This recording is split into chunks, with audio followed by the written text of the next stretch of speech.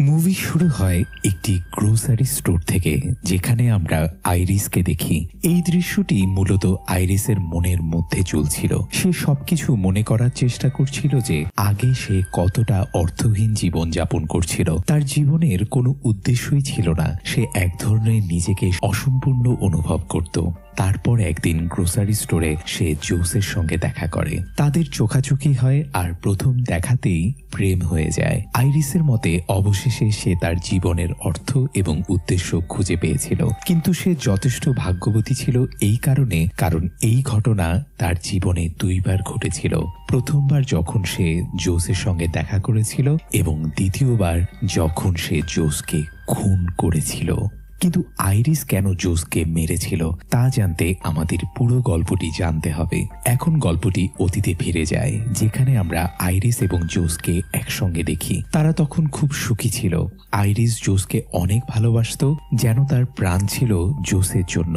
ঘুমের মধ্যেও সে কেবল জোসের কথাই ভাবত। এমনকি ঘুমের মধ্যে সে স্বপ্নে সেই গ্রোসারি স্টোরের দৃশ্যটাই দেখছিল। সে জোসকে এই ব্যাপারটা বললে জোস এটা শুনে খুব খুশি হয়। এইভাবে তাদের প্রেম এগিয়ে চলছিল এবং তারা একসঙ্গে একটি ট্রিপে বের হয়। জোস তার বন্ধুদের সঙ্গে মিলে লেক হাউসে যাওয়ার পরিকল্পনা করেছিল আর তারা সেদিকেই যাচ্ছিল। কিছু সময় পর তারা লেক হাউসে পৌঁছায়, যেখানে দরজায় তাদের বন্ধু ক্যাট তাদেরকে স্বাগত জানায়। এরপর তারা অন্য বন্ধুদের সঙ্গে দেখা করে, যাদের নাম ছিল প্যাট্রিক, এলি এবং সার্গি।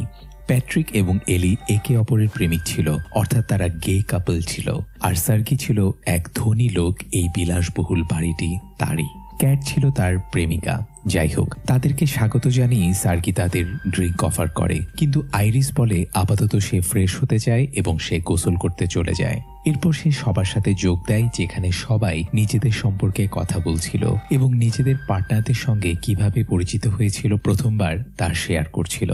সন্ধ্যা হলেই আইরিস এবং ক্যাট একসঙ্গে কথা বলে। এই সময় আইরিস একটি চমকপ্রদ তথ্য জানতে পারে যে সার্গি আসলে ইতিমধ্যেই বিবাহিত। তবুও ক্যাট তার প্রেমিকা। আইরিস, যে খুব সহজ সরল ও সরল মনের, কিছুতেই বুঝতে পারছিল না এমন সম্পর্ক কিভাবে সম্ভব। সে বলে, কিন্তু তোমরা তো একে অপরকে ভালোবাসো, তাই না? এই কথা শুনে ক্যাট হাসে এবং বলে, ভালোবাসার জন্য প্রথমে ওকে আমাকে মানুষ হিসেবে গণ্য করতে হবে, তাই না? কিন্তু ও তো আমাকে মানুষই মনে করে না। ওর কাছে আমি কেবল একটি অ্যাক্সেসরির মতো, ঠিক যেমন ওর গাড়ির একটা অংশ। ও যখন খুশি আমাকে বদলাতেও পারে।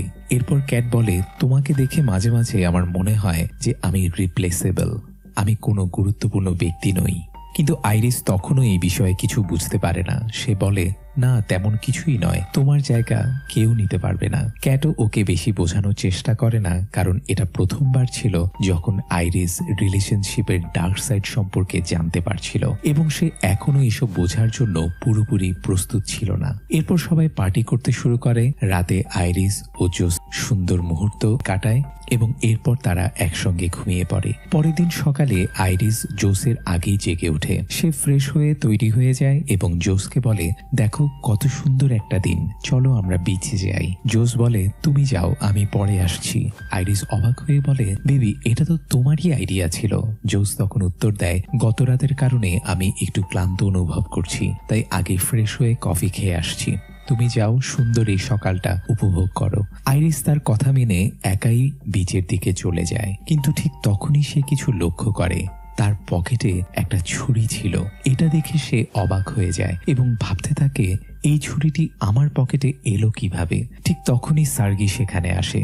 সার্গিকে দেখে আইরিস তৎক্ষণাৎ ছুরিটি আবার তার পকেটে লুকিয়ে ফেলে। আইরিসকে একা পেয়ে সার্গি তাকে বিরক্ত করতে শুরু করে। এতে আইরিস কিছুটা অস্বস্তি বোধ করে এবং অজুহাত দিয়ে সরে যাওয়ার চেষ্টা করে। সে বলে, আমাকে যেতে হবে জোসের খেয়াল রাখতে।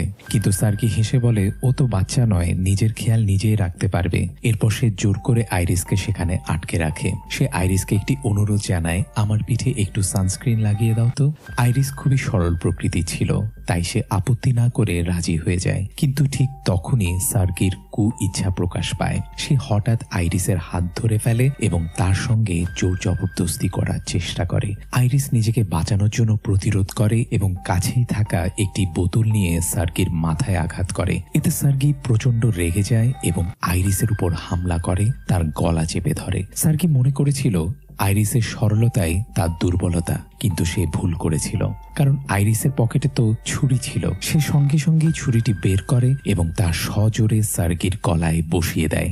পরের মুহূর্তেই আইরিস রক্তমাখা অবস্থায় সবার সামনে দাঁড়িয়েছিল। তাকে এভাবে দেখে সবাই আতঙ্কিত হয়ে পড়ে এবং জানতে চায়, তুমি এটা কি করলে? আইরিস কাঁদতে কাঁদতে বলে, আমি সার্গিকে মেরেছি, কিন্তু আমি তা ইচ্ছা করে করিনি, এটা আত্মরক্ষার জন্য ছিল। সে কাঁদতে কাঁদতে জোসকে ব্যাখ্যা করতে থাকে, সে আমাকে মারতে চেয়েছিল। আমি ভয় পেয়েছিলাম যে যদি আমি মরে যাই তাহলে তোমাকে আর কখনো দেখতে পাবো না। সেই ভয় থেকেই এটা হয়ে গেছে। ঠিক তখনই জোস শান্তভাবে তার দিকে তাকিয়ে বলে, গো টু স্লিপ।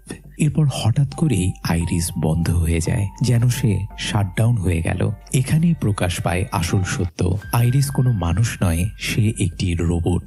কিন্তু আইরিস নিজেই জানতো না যে সে রোবট, আর জানবেই বা কেন? সে এতটাই উন্নত প্রযুক্তি ছিল যে তার এবং একজন মানুষের মধ্যে কোনো পার্থক্যই ছিল না। আইরিস মানুষের মতো সবকিছু করতে পারত, এমনকি বন্ধুত্ব।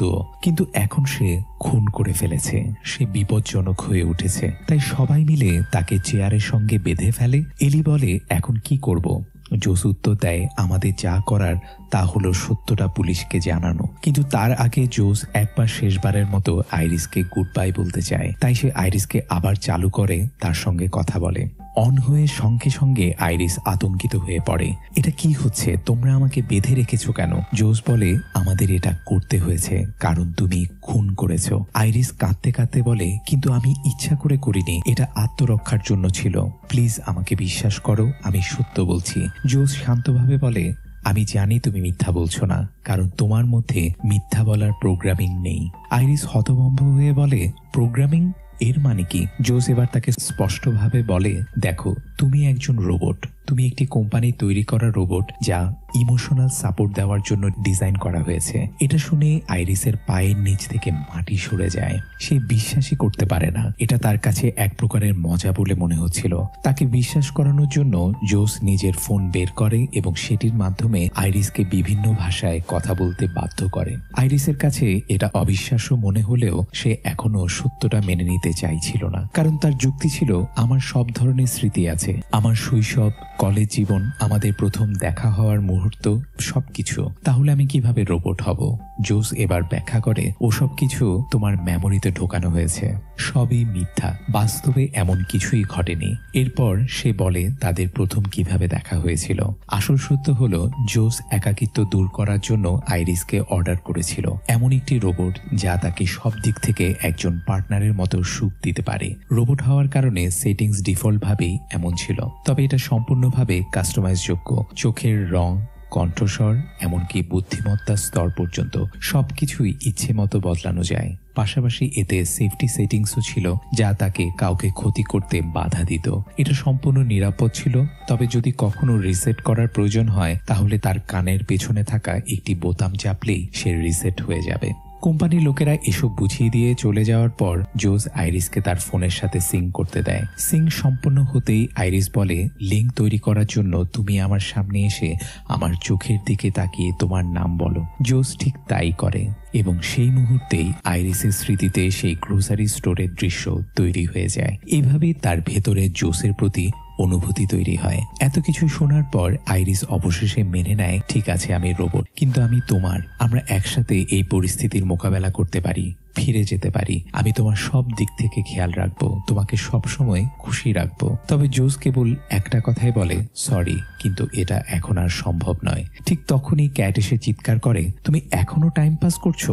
তাড়াতাড়ি আইরিসকে শাটডাউন করো, এই ঝামেলা শেষ করো। শাটডাউন শব্দটি শুনেই আইরিস আরো আতঙ্কিত হয়ে পড়ে। তখন জোস ক্যাটকে টেনে নিয়ে যায় এবং একান্তে কথা বলে। এবং এখানে একটি বড় টুইস্ট প্রকাশ পায় যে এই পুরো ঘটনা ছিল জোস ও ক্যাটেরই পরিকল্পনা। সার্গিকে আইরিস দিয়ে খুন করানো, এটাই ছিল তাদের লক্ষ্য। সেদিন জোস ইচ্ছে করে আইরিসকে একলা বিচে পাঠিয়েছিল, তবে পকেটে ছুরিটিও সেই রেখেছিল। সেই সঙ্গে আইরিসের এগ্রেসিভ সেটিংস এবং সেলফ ডিফেন্স মোড বাড়িয়ে দিয়েছিল। এমনকি তার সেফটি মোড যা কাউকে ক্ষতি করা থেকে বিরত রাখত সেটিও বন্ধ করে দিয়েছিল। তারা জানতো সার্গি প্রতিদিন সকালে বিচে যায়, প্লাস তারা সার্গির স্বভাব সম্পর্কে ভালোভাবেই জানতো। সে এক নম্বরের লম্পট। আইরিসকে একাধিক দেখে সে অবশ্যই তার উপর ঝাঁপ দিবে, আর এই অ্যাকশনের রিঅ্যাকশনও হবে। এইভাবে তারা একটি নিখুঁত খুনের পরিকল্পনা করে যাতে সার্গির মৃত্যুর পর তার অর্থভর্তি সিন্ধু লুট করা যায় আর আইরিসকে দোষী বানিয়ে সেখান থেকে বেরিয়ে যাওয়া যায়। কারণ রোবটদের তো জেলে পাঠানো হয় না, শুধু শাটডাউন করে দেওয়া হয়। তাই তাদের পরিকল্পনা সম্পূর্ণ নিখুঁত ছিল। কিন্তু জোস একটি মারাত্মক ভুল করে বসে। আইরিসকে বিদায় বলার জন্য সে আবার তাকে অন করে দেয়। এখন আইরিস রোবট হলেও তার অনুভূতি ছিল মানুষের মতোই। একই পরিস্থিতিতে একজন মানুষ থাকলে সেও ঠিক একই কাজ করত।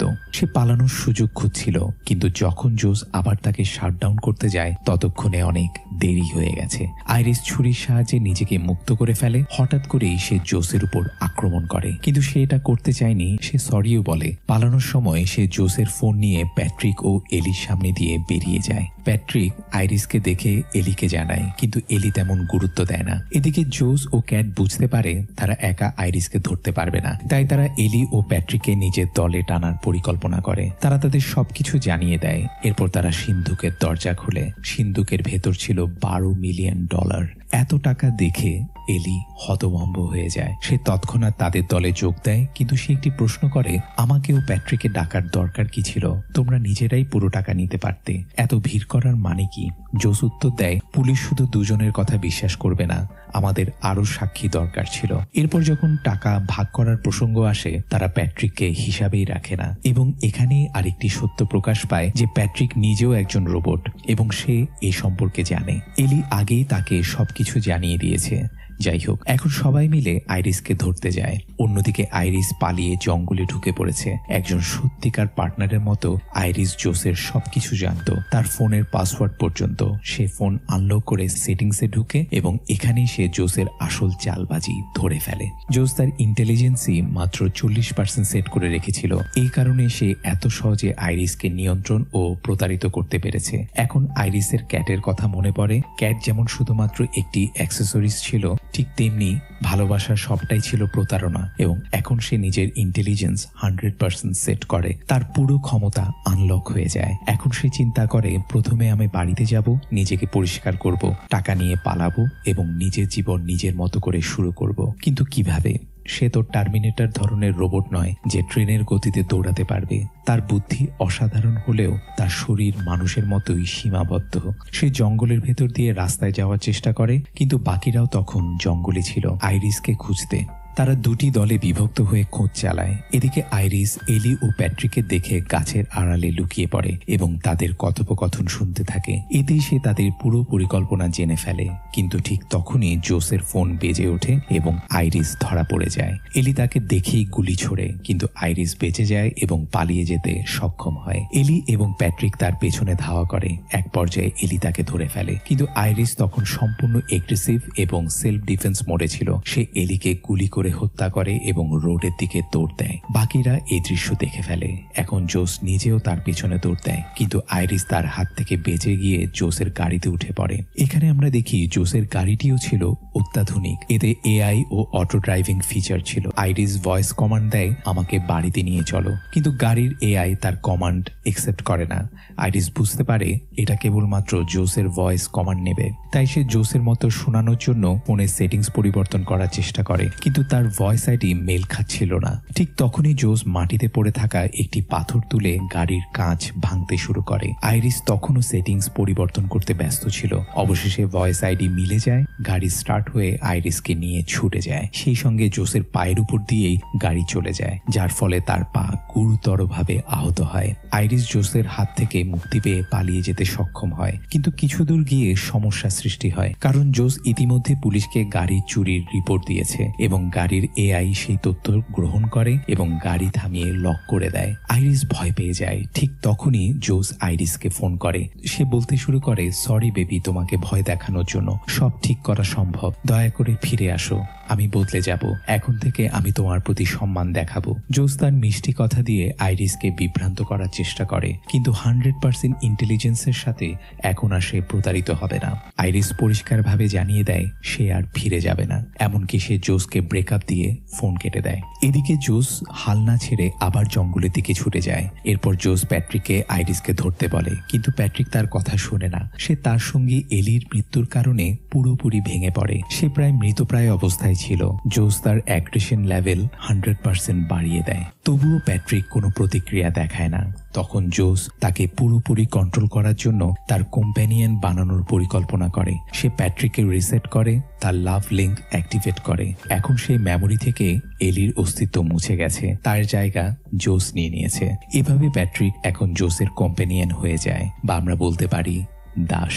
অন্যদিকে আইরিস গাড়ির দুর্বল জানালায় লাথি মেরে সেটি ভেঙে বাইরে বেরিয়ে আসে, কিন্তু ঠিক তখনই একটি পুলিশ অফিসার সেখানে এসে উপস্থিত হয়। এখন আইরিসের প্রোগ্রামে মিথ্যা বলা সেট করা ছিল না, তাই সে সব সত্য বলে ফেলে। আমি সার্কিকে হত্যা করেছি, কিন্তু সে ইচ্ছাকৃতভাবে রাশিয়ান ভাষায় কথা বলে যাতে অফিসার কিছুই বুঝতে না পারে। পুলিশ তার কথা না বুঝলেও গাড়ির ভেতরের রক্তমাখা ছুরি পড়ে থাকতে দেখে। অফিসার তা দেখেই গুলি তাক করে, তাকে আত্মসমর্পণ করতে বলে। নিজেকে বাঁচাতে আইরিস আত্মসমর্পণ করে। অফিসার তাকে হাতকড়া পরাতে চায়, কিন্তু ঠিক তখনই প্যাট্রিক সামনে এসে অফিসারকে ধরে ফেলে এবং অত্যন্ত নির্মমভাবে হত্যা করে। এটা দেখে আইরিস পালানোর চেষ্টা করে, কিন্তু প্যাট্রিক তাকে শাটডাউন করে দেয়। ফলে সে নিথর হয়ে মাটিতে লুটিয়ে পড়ে। এদিকে ক্যাট দেখে যে পুলিশ আসছে। সে ভয়ে আতঙ্কিত হয়ে পড়ে, কিন্তু পরক্ষণেই দেখে যে আইরিসকে ধরে এনেছে সে আসলে প্যাট্রিক। তারা প্যাট্রিককে জিজ্ঞাসা করে, তাহলে অফিসার কোথায়?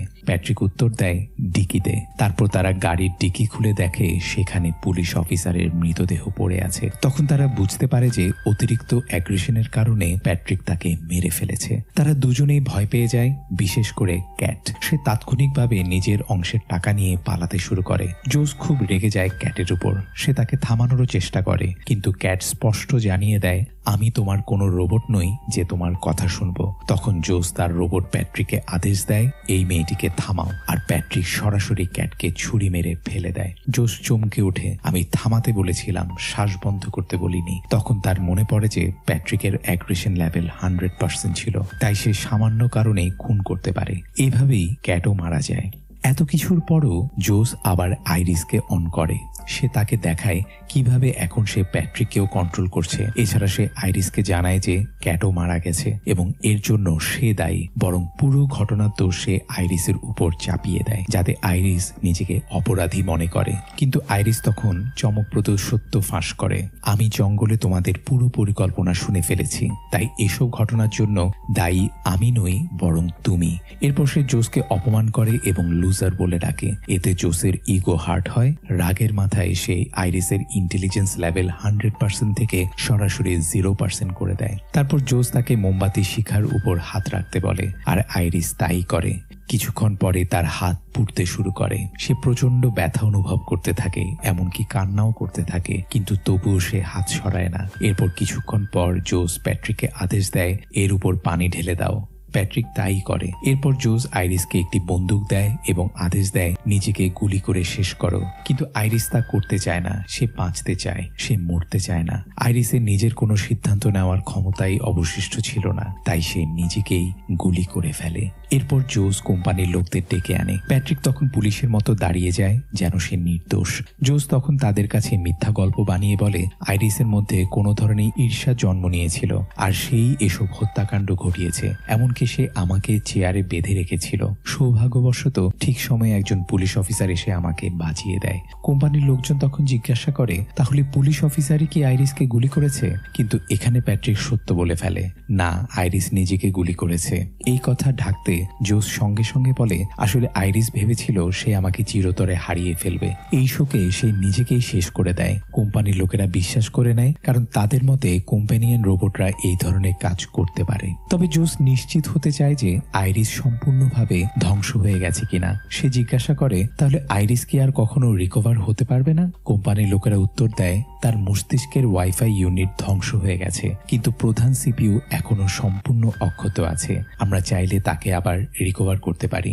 এই কথা শুনে জোস আতঙ্কিত হয়ে পড়ে। যদি আইরিস ফিরে আসে তাহলে সে সব সত্য ফাঁস করে দেবে। এরপর তারা আইরিসকে একটি ভ্যানে নিয়ে গিয়ে রিবুটিং শুরু করে। তারা জায়গা ছাড়তে শুরু করলে জোস প্যাট্রিককে পাঠায় এবং সে কোম্পানির লোকদের উপর গুলি চালায়। একজন মারা যায়, তবে টেডি নামে এক ব্যক্তি কোনোভাবে পালিয়ে যেতে সক্ষম হয়। অন্যদিকে আইরিস সম্পূর্ণভাবে রিবুট হয়ে যায়। এদিকে প্যাট্রিক টেডিকে ধরে ফেলে, কিন্তু যখনই সে টেডিকে মারতে যায় আইরিস হাতে একটি টেজার নিয়ে সেখানে উপস্থিত হয়।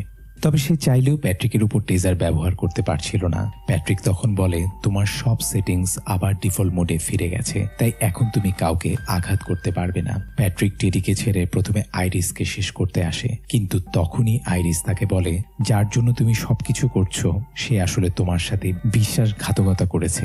জোস শুধু আমাকে নয় তোমাকেও ব্যবহার করেছে। তোমার সত্যিকারের ভালোবাসা জোস নয়, এলি। প্যাট্রিক তখন বলে, তুমি মিথ্যা বলছো। আইরিস তখন উত্তর দেয়, এটাই সত্য, আমি মিথ্যা বলতেই পারি না, ভুলে গেছো আমি একটা রোবট। এই কথা শুনেই প্যাট্রিকের মনে সব স্মৃতি ফিরে আসে। সে পুরোপুরি ভেঙে পড়ে, কিন্তু তার এগ্রেশন লেভেল 100% ছিল আর বুদ্ধিমত্তা ছিল কম। সে অপরাধ বোধে এতটাই ভেঙে পড়ে যে সে নিজেকেই শেষ করে ফেলে। অন্যদিকে জোস সব টাকা নিয়ে পালিয়ে যাওয়ার পরিকল্পনায় ছিল, কিন্তু ঠিক তখনই সে হলে থেকে মিউজিকের শব্দ শুনতে পায়। যখন সে দেখতে যায় সে এলির গলা শুনে, তারপর সে ক্যাটের গলাও শুনতে পায়, কিন্তু এটা আসলে আইরিস ছিল যে তাদের কণ্ঠ নকল করছিল। জোস তখন তাকে আবার নিয়ন্ত্রণে নেওয়ার চেষ্টা করে। সে দ্রুত নিজের ফোন বের করে, কিন্তু এবার সেটা আর কাজ করে না। আইরিস তখন প্রকাশ করে, আমি এখন একজন নতুন বন্ধু পেয়েছি, টেডি, এবং সে আমাকে সেলফ কন্ট্রোল দিয়েছে। এখন আর কেউ আমাকে নিয়ন্ত্রণ করতে পারবে না। আমি যা চাই তাই করব। আমি চাইলে তোমাকে মেরেও ফেলতে পারি, তুমি আমার কাছে কিছুই নাও। কিন্তু আইরিসের মনে এখনো জোসের জন্য কিছু অনুভূতি ছিল, তাই সে চাইলেও তাকে গুলি করতে পারছিল না। এই সুযোগে জোস তার প্রতি ভালোবাসা দেখানোর ভান করে, কিন্তু হঠাৎ সে আইরিসের উপর আক্রমণ করে, তাকে ধাক্কা দিয়ে মাটিতে ফেলে দেয়। এরপর সে আইরিসের মধ্যখানে গুলি চালিয়ে তাকে শেষ করতে চায়, কিন্তু তার আগেই আইরিস তার মাথায় একটি ইলেকট্রিক কর্ক স্ক্রু ঢুকিয়ে দেয়। স্ক্রুটি গভীরভাবে ঢুকে গিয়ে তার মস্তিষ্ক গুঁড়িয়ে দেয় এবং জোস অত্যন্ত ভয়ঙ্করভাবে মারা যায়। এইসবের পরে আইরিস গোসল করে নিজেকে নতুনভাবে প্রস্তুত করে। আইরিস নিজের চারপাশ পরিষ্কার করে, নতুন কাপড় পরে এবং টাকা নিয়ে বেরিয়ে যায়। এখন সে তার জীবন নিজের মতো করে বাঁচবে, সম্পূর্ণ স্বাধীনতার সঙ্গে। এবং এখানেই সিনেমার সমাপ্তি ঘটে। এটাই ছিল কোম্পানি মুভির সম্পূর্ণ এক্সপ্লেনেশন। বন্ধুরা, আশা করি আপনাদের মুভির গল্পটি ভালো লেগেছে। যদি এই ভিডিওটি ভালো লাগে তাহলে অবশ্যই লাইক করুন, শেয়ার করুন এবং আমাদের চ্যানেলটি সাবস্ক্রাইব করে আমাদের পাশেই থাকুন, কারণ আমরাই একমাত্র এই ধরনের ইন্টারেস্টিং ভিডিও নিয়ে আসি। ধন্যবাদ।